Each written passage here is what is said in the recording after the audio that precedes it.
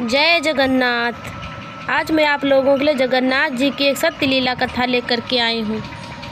तो चलिए लीला कथा को शुरू करते हैं। जगन्नाथपुरी धाम के पास भीमनगर में एक बालक का जन्म हुआ।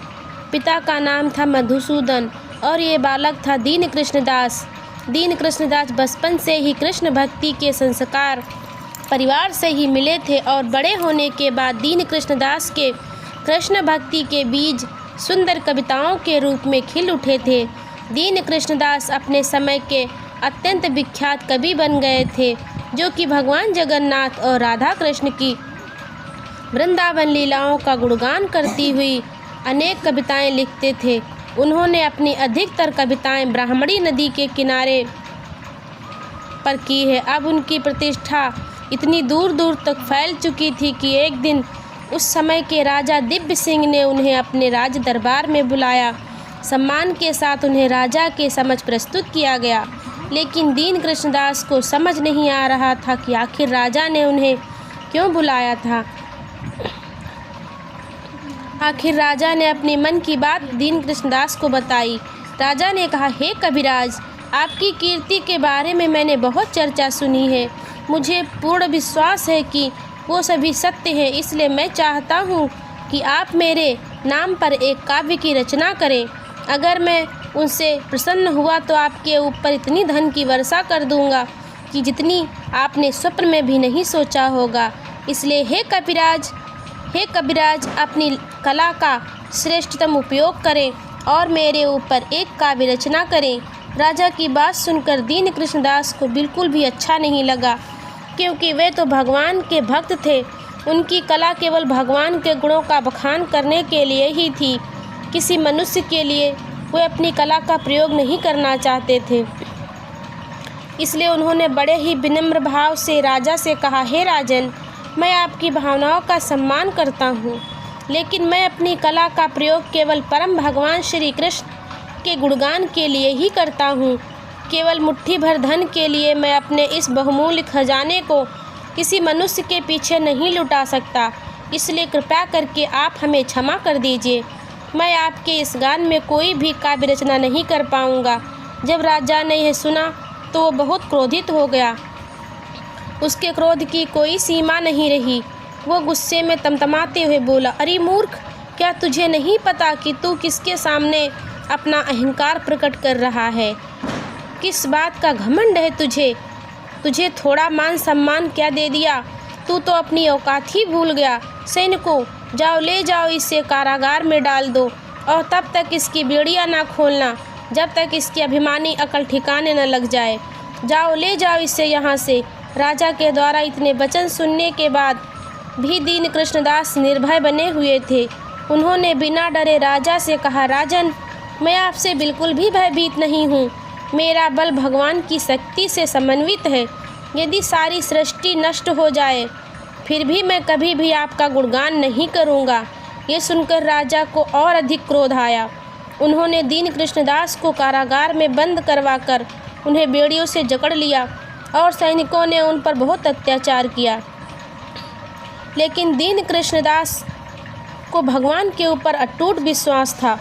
उन्होंने सोचा, हे प्रभु दीन बंधु, मैं समझता हूँ कि ये आपकी ही कोई लीला है, ये आपकी ही इच्छा है और करुणा का परिणाम है। आप मुझे जिस भी स्थिति में रखेंगे मैं उसी में प्रसन्न रहूँगा। प्रभु, जैसी आपकी इच्छा।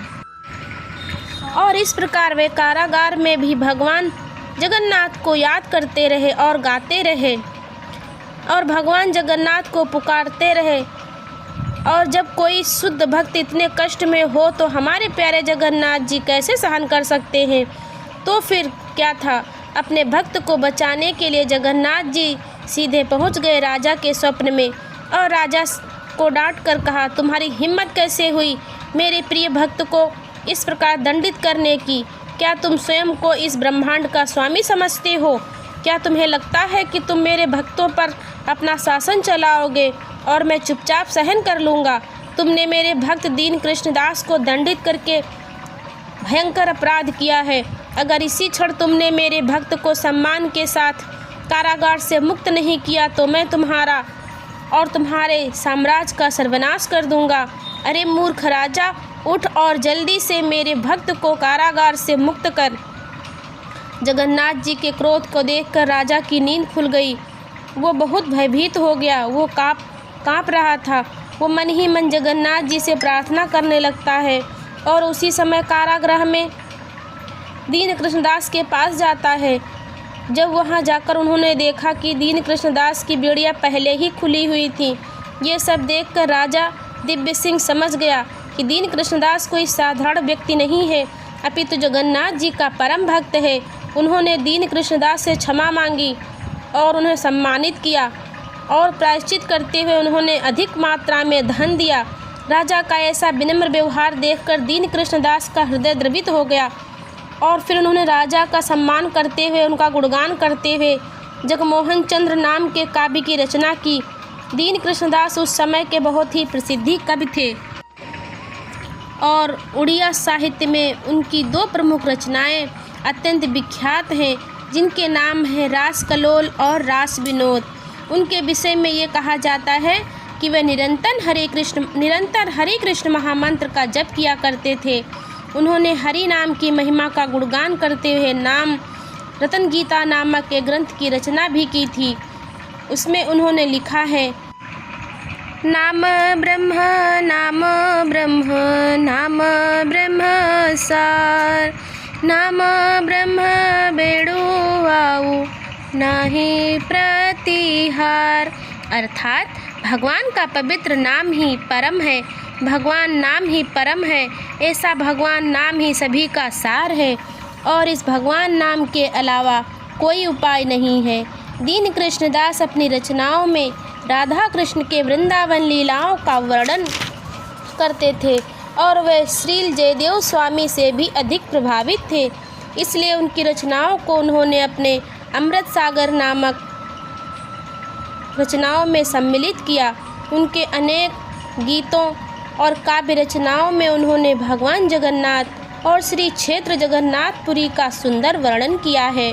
वो जगन्नाथ जी में वृंदावन चंद्र श्याम सुंदर को देखते हैं। हालांकि वे 300 वर्ष पूर्व आए थे, लेकिन आज भी उड़ीसा में उनके गीत गायन किए जाते हैं। उनके गीत आज भी जगन्नाथ मंदिर में प्रतिदिन जगन्नाथ जी को सुनाए जाते हैं। तो ऐसे हैं हमारे प्यारे जगन्नाथ जी, जो अपने भक्त के ऊपर आँच भी नहीं आने देते हैं। तभी तो इस कलयुग के पतित जीवों का उद्धार करने के लिए हाथ फैलाए खड़े हैं। तो दोस्तों, जगन्नाथ जी की ये सुंदर लीला कथा आपको कैसी लगी, प्लीज़ कमेंट में ज़रूर बताएं और हमारे चैनल को सब्सक्राइब करें, लाइक करें। जय जगन्नाथ जी महाराज की जय।